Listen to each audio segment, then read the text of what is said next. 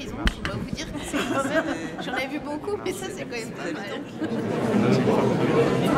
Excusez-moi, voilà. C'est difficile de définir toute la Gironde parce que je crois que ce qui la caractérise, c'est justement sa grande diversité.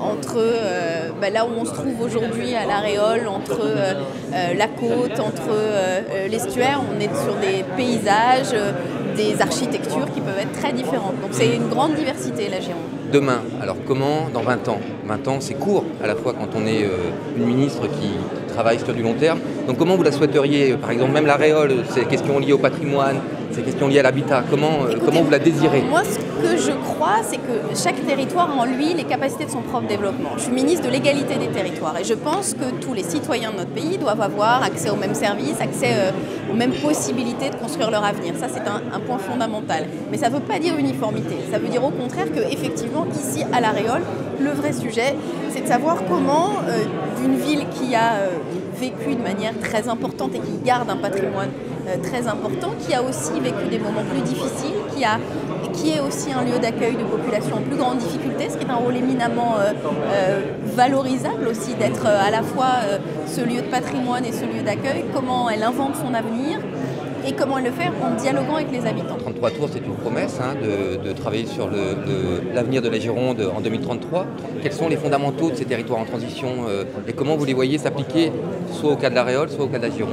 Alors il y a deux sujets très importants. Le premier, c'est de savoir s'appuyer sur ses propres compétences et sur ses propres ressources, à tout point de vue. Et d'ailleurs, ce qu'on vient de voir ici, c'est-à-dire le drive fermier, où on peut acheter simplement sur Internet des produits à toute proximité, c'est-à-dire inventer l'avenir avec des outils très modernes comme le haut débit, comme Internet et les plateformes numériques, mais en fait renouer avec quelque chose de très naturel qui est de se nourrir avec les produits qui sont produits à proximité, donc de faire travailler les paysans et les agriculteurs locaux et puis aussi de se nourrir avec des produits de saison qui n'ont pas traversé le monde depuis l'endroit où ils ont poussé jusque dans notre assiette. Donc ça c'est un bon exemple, c'est-à-dire de pouvoir retrouver de la proximité, retrouver de la qualité de vie et puis aussi inventer des bâtiments, des modes de construction. Je pense à la construction bois par exemple qui s'appuie là aussi sur des ressources de proximité et qui sont moins consommateurs en énergie. C'est-à-dire être moins dans une logique de gaspillage, plus dans une logique de préservation de nos richesses dans le bon sens du terme et du coup de confort de vie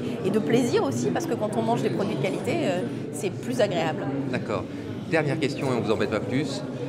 Si la Gironde était un son, selon vous, ça serait quoi? Si la Gironde était un son, j'ai toujours été nulle depuis mon plus jeune âge sur ce genre de questions.